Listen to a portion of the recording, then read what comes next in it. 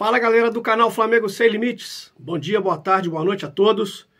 Mais um episódio aqui do nosso programa do canal Flamengo Sem Limites, o episódio 2 do nosso podcast, né? Lembrando que o canal ele agora também pode ser ouvido, né, através do podcast nas plataformas disponíveis, né, de podcast. Fiquem à vontade para se inscrever, para poder ouvir, participar. Né? Hoje a gente vai repercutir um pouquinho, né, a questão do jogo entre Flamengo e Nublense. Na verdade, Nublense e Flamengo, jogo que terminou empatado em 1-1 na noite de ontem, na última quarta-feira. Jogo que aconteceu lá no Chile, em Concepción, e um jogo que o Flamengo mais uma vez atuou muito mal realmente. Né? Mais uma partida desastrosa, principalmente do ponto de vista que diz respeito à criação de jogadas, dinâmica de jogo, velocidade de jogo, intensidade, consistência, como disse o Gabriel Barbosa outro dia, né, o Gabigol, falando bastante sobre consistência nessa questão do jogo do Flamengo, e o que se vê, na verdade, é um time totalmente inconsistente, um time completamente sem comprometimento com a partida, sem comprometimento com o jogo, os jogadores andando dentro de campo, se arrastando, muito em função da questão física, mas eu acho que além da questão física, tem uma questão de doação de jogo, que falta a muitos jogadores ali. Né? Se vocês pegarem o lance do gol do Nublense, que aconteceu no segundo tempo, após o início de uma chuva, né, no estádio onde aconteceu a partida, lá no Chile, vocês vão reparar que vários jogadores eles estão andando e olhando o time do Nublense, trocando passes na entrada da área do Flamengo, e o time adversário entra com uma facilidade na área do Flamengo para concluir em gol, né? E principalmente ali Thiago Maia, Davi Luiz, Vidal, o próprio Gerson, uma morosidade, um time lento, apático, preguiçoso, indolente, né? São vários adjetivos que a gente poderia utilizar aqui para poder falar sobre esse time do Flamengo atual, que na verdade esse tipo de comportamento ele não é só restrito a essa parte da temporada. O Flamengo vem demonstrando essa falta de comprometimento há muito tempo, mesmo nos períodos em que o Flamengo foi campeão, ganhou títulos, né, inclusive os dois últimos, né, na gestão na época do Dorival Júnior como técnico do Flamengo. Após o jogo contra o time dos Vélez Sarsfield, onde o Flamengo aplicou uma sonora goleada, atuando lá em Avejaneda, vencendo por 4-0, para mim, na minha visão, foi o último grande jogo desse time do Flamengo. E isso aconteceu em setembro de 2022. Né? Então, de lá para cá, o Flamengo acumula vários e vários jogos onde o time é apático, é moroso, é preguiçoso, é indolente, é irresponsável, beira a irresponsabilidade em muitos casos. E ontem isso ficou nítido. Um time como o Flamengo, que tem uma folha salarial gigantesca, alta, talvez a maior da América hoje, né, da América Latina, principalmente no que diz respeito às equipes que disputam a Copa Libertadores da América, o Flamengo numa preguiça terrível, assim, mas terrível, de dar raiva realmente. Você vê o jogo, você fica com raiva, porque você não vê comprometimento, não vê empenho, não vê o respeito com a camisa do clube, com os torcedores do clube. Né? Isso beira a irresponsabilidade realmente, sabe? E salários altíssimos ali de vários jogadores. Né? Poderia citar aqui vários que eu já falei aqui, inclusive o nome, né? Thiago Maia, Vidal. O Vidal é um dos maiores salários do clube. E a escalação do Vidal também não entra na minha cabeça, porque como que o Sampaoli insiste ainda no Vidal? Né? É nítido que o Vidal ele não te entrega nada em termos esportivos, de desempenho esportivo. Isso fica nítido nos jogos. Quem vê o jogo e sabe minimamente como se desenrola uma partida, como se desenrola o futebol, o jogo de futebol atualmente, né? Só para a gente pegar aqui um termo de comparação, né? Se você assiste um jogo do Palmeiras, por exemplo, né, com os nossos rivais, o comprometimento dos jogadores é outro, gente. É nítido. Igual ontem, eu assisti antes do Flamengo o jogo do Palmeiras contra o Cerro Porteño, o Palmeiras ganhou por 3-0. E assim, mesmo jogando mal, alguns jogadores não desempenhando uma boa partida individualmente, mas você vê entrega, você vê comprometimento, profissionalismo, né? Acho que a palavra é essa, é profissionalismo. O cara que tem um salário altíssimo, o que é um privilégio em termos sociais, em se tratando de Brasil, o cara não pode entrar do jeito que entra para jogar uma partida de futebol com a camisa do Flamengo, gente. Principalmente numa Libertadores da América. Né, assim, é uma vergonha. Ontem, no grupo de WhatsApp que eu faço parte lá com os amigos, eu ainda falei, é um time safado. Safado no sentido de aquele time que você espera que ele vá corresponder a alguma coisa e não corresponde nada. Né, você passa raiva, você fica com raiva ver o jogo do Flamengo. Tamanha é a preguiça, né, usar um termo popular, uma tiriça danada esse time do Flamengo. Então, realmente, é decepcionante, é desanimador, né, chega a deixar a gente até com uma pulga atrás da orelha com relação à sequência dos campeonatos. Né, o Flamengo hoje ele não apresenta nada que te faça crer que o time vá ter um avanço a curto prazo. Ah, beleza, o jogo contra o Fluminense, os 45 minutos iniciais, o Flamengo ele conseguiu pressionar o Fluminense, marcar o Fluminense em cima, saída de bola do Fluminense, se impondo em relação ao Fluminense, o Fluminense ficou acuado, realmente foi. Mas dentro do recorte pós-Vélez Sarsfield, como eu disse, lá atrás, em setembro de 2022, com Dorival Júnior, passando pelas finais de Copa do Brasil, Copa Libertadores, reta final de Brasileiro, onde o Flamengo já não tinha chance de mais nada. E depois com o Vitor Pereira, no início do ano. Aí agora há um mês com o Sampaoli. O que o Flamengo mostrou de desempenho para a gente acreditar que esse time vai melhorar? Como no passe de mágica, isso não acontece. No futebol não tem mágica, né? No futebol você tem profissionalismo, trabalho, dedicação, acerto. Ah, o treinador tem culpa? Sempre tem, em algum ponto tem. Mas só o treinador? Esse é o meu questionamento. Né? O Flamengo é uma máquina, o clube, uma máquina de triturar treinadores. Né? Nós tivemos aí Dorival Júnior recentemente, foi campeão e tudo, não servia. Aí trocou pelo Vitor Pereira. O Vitor Pereira com dificuldade de implementar seu sistema de jogo, jogadores fizeram corpo mole naquela final do Carioca contra o Fluminense, foi nítido isso, o cara cair mesmo. Caiu, veio o Sampaoli. Gente, quando você contrata o Sampaoli, você contrata o Sampaoli para ele te dar o quê? A loucura, né? Aquela loucura no bom sentido de dinâmica de jogo, de correria, né? O time não consegue nem correr. Então, assim, a culpa é do treinador? Só do treinador? Na minha visão, não. Na minha visão, a culpa maior para mim passa pelos jogadores e muito pela diretoria. Essa diretoria do Flamengo, que ela é omissa, que ela é autossuficiente, que ela se acha a última bolacha do pacote, também para usar um termo popular, e que passa longe disso, né? Uma diretoria que não tem planejamento, uma diretoria que não sabe o que faz com o dinheiro, né? Ganha muito dinheiro, mas não sabe o que faz com ele. Eu sempre uso uma analogia de que a diretoria do Flamengo parece aquela pessoa que vivia na pindaíba, tal, né? Com pouco dinheiro, tal, e de repente ela ganha na Mega Sena acumulada de fim de ano. Aí ela se vê da noite para o dia milionária. Aí ela está gastando dinheiro porque ela ficou rica. Só que ela não sabe o que ela está fazendo com o dinheiro. Ela gasta sem ter um planejamento para aquele dinheiro. Essa é a diretoria do Flamengo, que tritura técnicos, que não cobra jogadores, que não tem um posicionamento profissional com relação a esses mesmos jogadores que não demonstram profissionalismo. Então, assim, o Flamengo é um combo de problemas atual. Atualmente é um combo de problemas, que não é só o jogo técnico.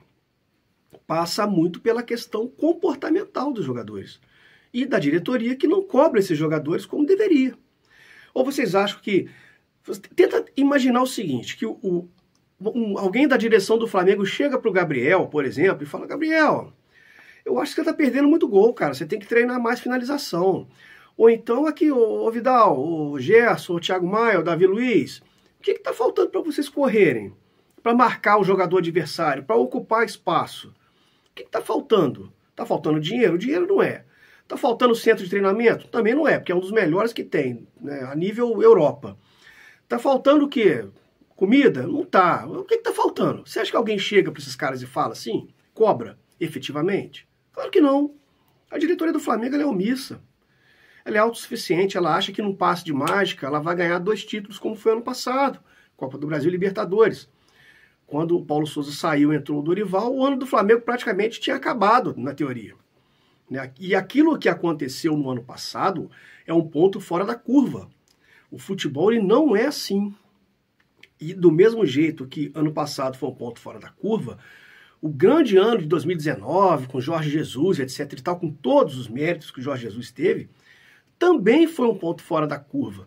Também foi um ano atípico. Aquilo não é a regra no futebol, aquilo é a exceção.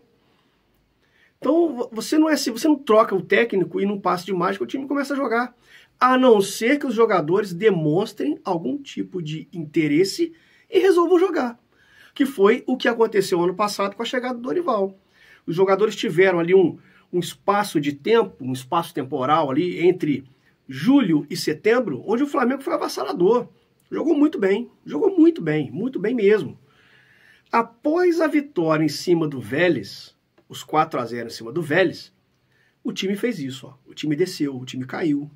O desempenho caiu. Foi campeão? Ótimo, excelente, comemorei, lógico, óbvio. Né? Eu quero ganhar, gosto de ganhar. Só que aquele desempenho que o time apresentou num curto espaço de tempo de 2 meses e meio, cerca de 2 meses e meio, ele foi por água abaixo, foi por ralo e não voltou até hoje. Então você vê entrevistas de jogadores falando que os métodos de treinamento são excelentes. Cara, eles falaram isso do Domenech, falaram isso do Rogério Ceni, falaram isso do Paulo Souza, falaram isso do Vitor Pereira, falaram isso do Sampaoli. E a coisa ela acaba da mesma forma, sempre da mesma forma. A culpa sempre é do técnico, nunca é dos jogadores. Né? Então, assim, o Flamengo... Que Flamengo é esse que a gente vê? Né? A pergunta que fica.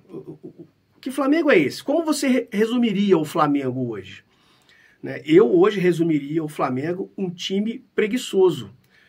Para mim a palavra é essa, um time preguiçoso. Preguiçoso no sentido de dedicação, de comportamento, de atitude, de intensidade, da consistência que tanto se fala. Vocês pegam as entrevistas coletivas do Sampaoli, ele fala sempre a mesma coisa em todas as coletivas. Não sei se vocês já repararam isso. É sempre do mesmo jeito. Para mim, a culpa é dele no sentido de que ele não muda as peças. Né? Ele não barra determinados jogadores, ele não se impõe com relação a determinados jogadores. Pô, vai botar o Vidal. Tá de sacanagem, não pode botar o Vidal. Vai botar o Davi Luiz, gente. Não dá pra botar o Davi Luiz. Entendeu? Bota o garoto, bota o Cleiton na zaga que for, bota o Igor Jesus como volante, que é um garoto que deu dinâmica. Naquele jogo do Fla-Flu de 2-0 da primeira final do Carioca, o Igor Jesus foi um dos melhores em campo, com o Vitor Pereira. Né? Por que o garoto não teve mais oportunidade? Aí a culpa realmente é do Sampaoli. Nesse sentido, sim. De não se colocar, de não se impor diante essa panela que existe dentro do Flamengo. A impressão que eu tenho é que todos os técnicos que chegam no Flamengo, eles chegam com a obrigação de serem subservientes a essa panela que existe hoje. Desses jogadores que estão lá há tanto tempo, que ganharam muitos títulos e se colocam muitas vezes acima da instituição, acima do clube.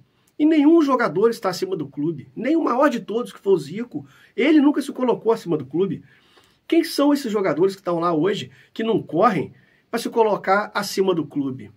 Né? Então, assim, realmente fica uma situação muito chata no sentido de você ver o jogo, né? Realmente é muito complicado, né? Muito complicado mesmo. Aqui, ó, a manchete do GE.com, né? Flamengo iguala a sua pior marca de finalizações em um ano. O Flamengo ontem, ele finalizou 6 vezes. 6 vezes. É assim, é bizarro. E detalhe, não é contra um adversário forte, né? Não é contra um adversário tradicional, não é contra o Nublense, um time fraquíssimo, é um time muito fraco, estreando em Libertadores, sabe? Então, assim, é muito complicado realmente, e a curto prazo, como eu disse, a gente não tem uma perspectiva de que isso vai mudar, de que isso vai melhorar. Aqui, ó, só pra gente ver, ó, aqui a informação da matéria do GE.com.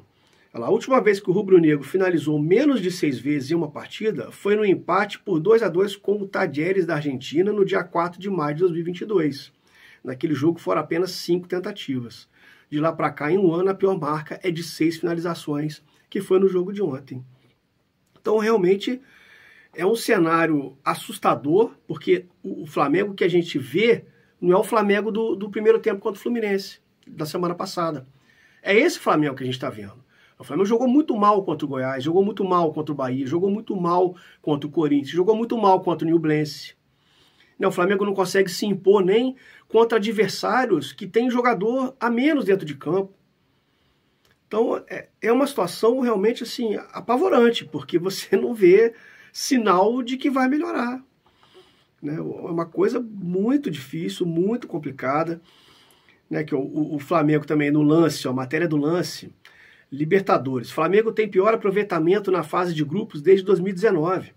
Lembrando que ano passado, na Libertadores de 2022, mesmo com Paulo Souza super criticado, como ele era criticado, muitas vezes com razão, o Flamengo teve a melhor campanha dele da fase de grupos da Libertadores, com o Paulo Souza. É intrigante isso, né? Porque um ano depois, o time faz o pior aproveitamento da fase de grupo desde 2019. Que é o 2019 é o ano, digamos assim, base, né, para a gente fazer um comparativo, porque foi a partir de 2019 que o Flamengo se colocou nesse cenário de disputa constante da Libertadores, né, ganhou o título 2 vezes de lá para cá, teve em outra final, né, que foi vice contra o Palmeiras.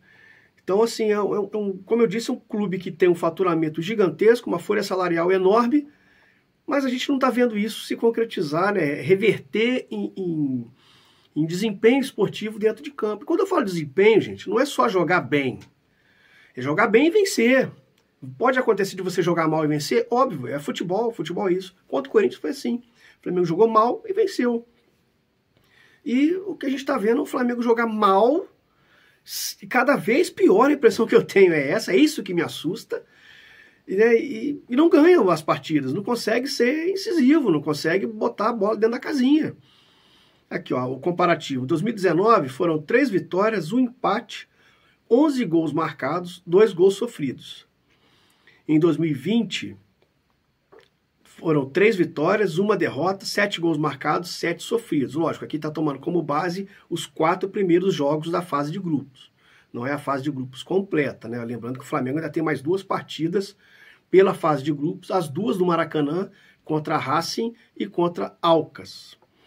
O Flamengo até agora jogou 1 partida no Maracanã e 3 partidas fora de casa. Dessas 3 fora de casa, ele perdeu uma, que foi na estreia para o Alcas, e empatou as outras 2 com o Racing em 1-1 e contra o Nublense em 1-1, e as 2 o Flamengo saiu na frente, tanto o Racing quanto o Nublense. Voltando, em 2021, 3 vitórias, 1 empate, 12 gols marcados, 7 sofridos. 2022, o ano passado, 3 vitórias, 1 empate, aquele empate contra o Talleres, que a gente já falou agora há pouco, 10 gols marcados, 5 sofridos. E 2023, 1 vitória, 1 derrota e 2 empates, 5 gols marcados e 4 sofridos. Outra coisa que chama atenção nesse ano é a quantidade de gols que o Flamengo sofreu esse ano. Foram 40 gols sofridos só esse ano, 40. A gente está no dia 25 de maio e o Flamengo já sofreu 40 gols. Então, o Flamengo ele vai mal no ataque, porque ele finaliza mal, é o famoso arame liso. E atrás ele também não se garante, porque ele toma muitos gols. Mas toma gol também porque, além da desorganização tática, tem a questão da postura, jogador olhando o adversário tocar a bola, caminhar com a bola. É um absurdo, é revoltante você ver o Flamengo jogar atualmente. É revoltante, né? Uma outra coisa que chamou a atenção ontem foi a questão das declarações entre Sampaoli e Felipe Luiz. Houve ali digamos, um confronto de ideias, para a gente ser mais sutil. Né? O Sampaoli, a gente vai ouvir as sonoras daqui a pouco, né? Vamos soltar aqui a sonora para ver o que disse Sampaoli e o que disse o Felipe Luiz, então. Sampaoli, boa noite. Eu queria saber o que se dá essa queda de rendimento desde o jogo contra o Fluminense. A gente até chegou a comentar que contra o Fluminense foi a melhor exibição do Flamengo esse ano. E depois, contra o Corinthians, o Flamengo não teve uma grande exibição, um gol ali no finalzinho, importante até para trazer a vitória, mas o time vem caindo muito nessa questão de intensidade. Hoje, no segundo tempo, o Flamengo praticamente não chegou ao gol do Nublense e o Nublense foi superior. O que está acontecendo assim? Você está com muita dificuldade para poder acertar a forma física da equipe?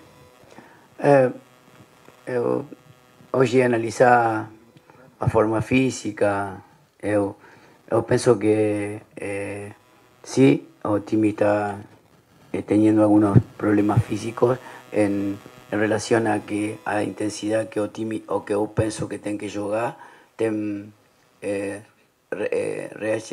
reacciones de jugadores con fatiga, con merma de rendimiento, con lesión. Entonces, un proceso. Yo quiero mucho más, pero a veces el jugador intenta y a veces puede, a veces no puede. En realidad en este proceso de poco tiempo, quiero otra cosa, pero insisto en eso y la verdad es que con jogo tan seguido nos está costando muito. Agora, Felipe, queria falar com você sobre o momento do Flamengo, que com esse empate ficou mais difícil o Flamengo conseguir terminar essa primeira fase na liderança. Não depende mais só do Flamengo, agora depende também de uma derrota do Racing em casa na última rodada. Queria saber de você, assim, como é que vai fazer, qual é a previsão de vocês? Tem 2 jogos no Maracanã, tudo não está perdido, mas o Flamengo precisa melhorar muito. Com certeza, te dou razão, a gente precisa melhorar muito. Primeiro, obrigado pelas palavras, eu fiquei também muito feliz de voltar a jogar. Mas assim, como você falou, nós mesmos nos colocamos nessa situação, né, de praticamente estar eliminado, não ter chance de ser primeiro do grupo, mas agora precisamos classificar.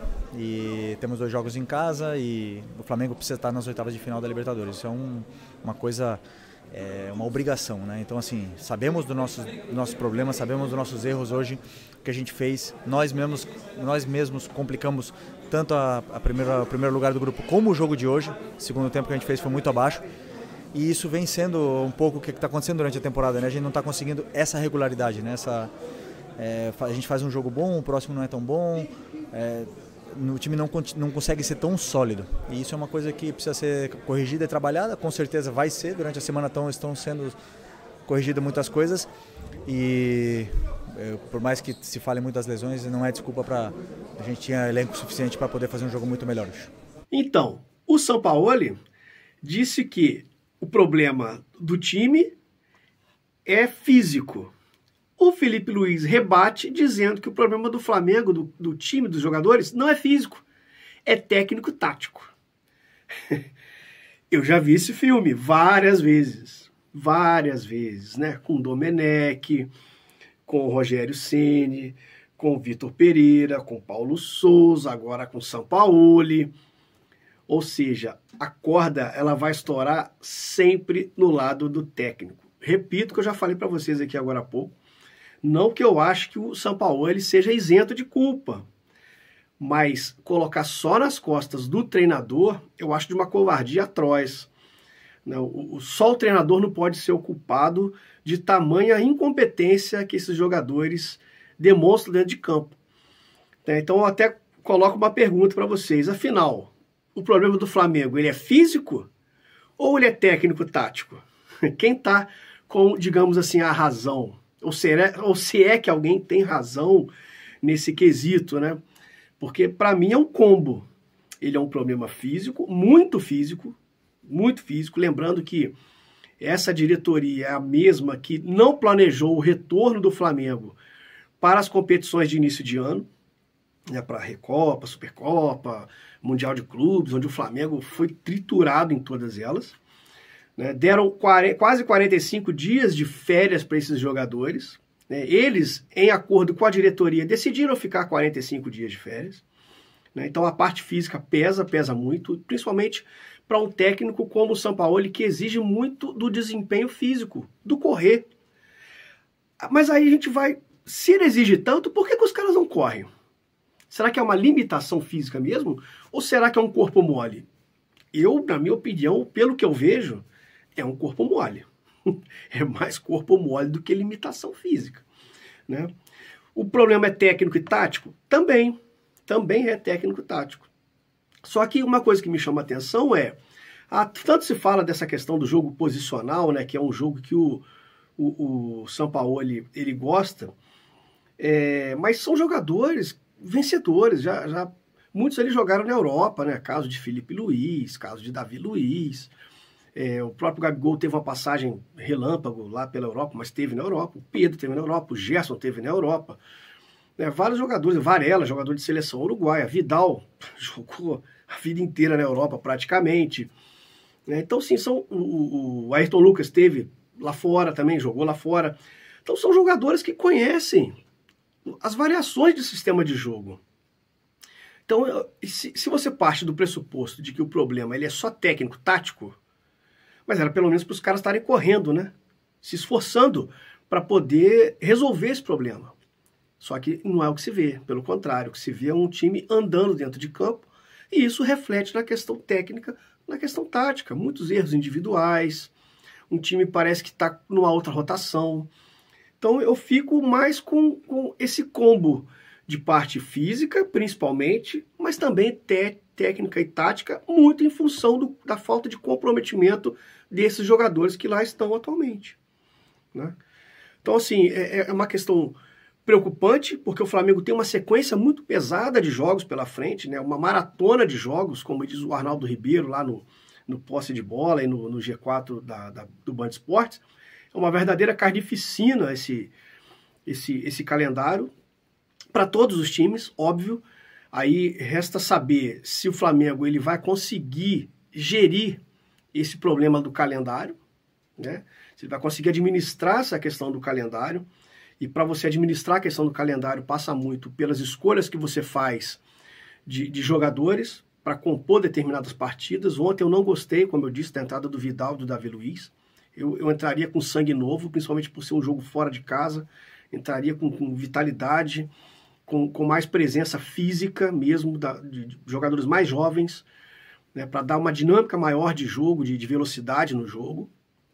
Acho que o Sampaoli tem que começar a usar mais garotos da base, principalmente por conta dessa questão física, né, e o jogo de sábado, que é o nosso terceiro assunto aqui de hoje, né, a gente já falou sobre o jogo, falou da declaração do Sampaoli e do Felipe Luiz, agora a gente vai falar um pouquinho da projeção para o próximo jogo, que é o jogo entre Flamengo e Cruzeiro, que acontece no próximo sábado, às 18h30, no Maracanã, válido pela 8ª rodada do Campeonato Brasileiro.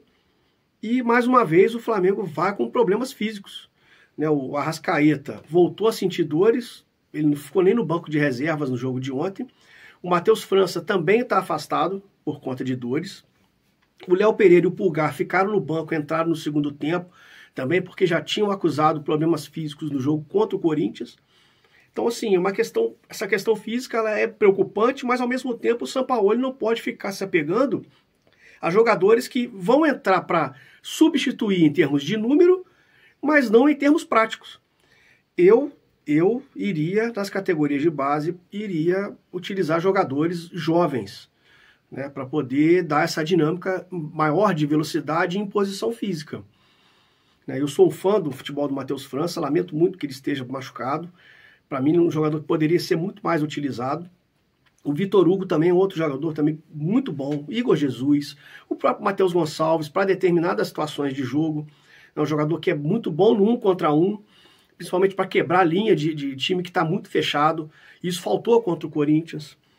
Então, eu acho que o Sampaoli está usando pouco essa questão das categorias de base, do time mais jovem do Flamengo. Ele poderia utilizar mais, principalmente se o problema do Flamengo, como ele diz, é a parte física, ele iria tentar pelo menos solucionar colocando jogadores com uma vitalidade, um gás maior do que os veteranos que lá estão E aqui não é uma crítica pelo cara ser veterano, é porque ele não se coloca na situação de atleta, né, enquanto profissional do futebol, que ele tem que fazer o mínimo, que é correr, que é marcar, que é ocupar espaço, que é dar dinâmica de jogo.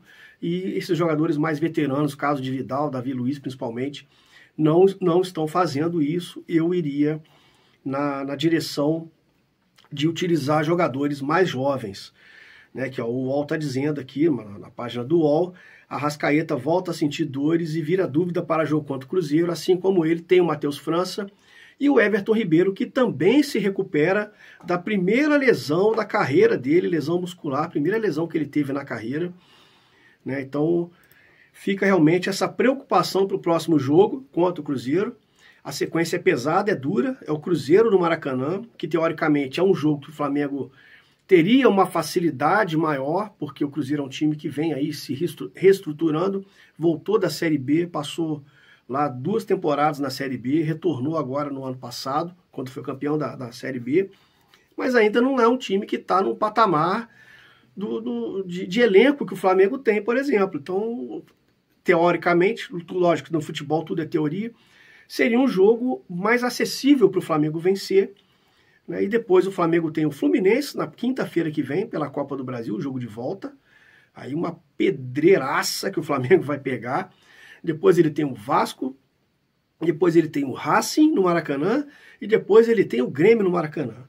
Ou seja, o Flamengo agora ele emplaca uma sequência de jogos no Maracanã. Cruzeiro, Fluminense, Vasco, Racing e Grêmio. Ou seja, são 5 partidas consecutivas jogando em casa. Isso implica em menos viagens, em menos deslocamento, mais tempo de recuperação física, né? Só que para esse jogo, por exemplo, contra o Cruzeiro, o São Paulo só vai ter um dia de treinamento. E não se sabe como vão estar os jogadores em termos físicos para esse treinamento. Então eu acho que o São Paulo, como eu disse, ele vai ter que buscar alternativas para poder solucionar essas questões físicas, principalmente. Por isso eu apostaria nos jogadores mais jovens para essa partida contra o Cruzeiro e, de repente, preparar um time um pouco mais cascudo para enfrentar o Fluminense na próxima quinta-feira, no dia 1º, no jogo de volta da Copa do Brasil. Certo? Então é isso, galera. Agradecer aqui a audiência de vocês. Ficamos por aqui nesse episódio 2 do podcast Flamengo Sem Limites. Também estamos disponíveis no YouTube e nas plataformas digitais para ouvir o podcast. Vá lá e prestigie o canal e participe deixando e dando sugestões. Agradeço para vocês, se cuidem e saudações rubro-negras.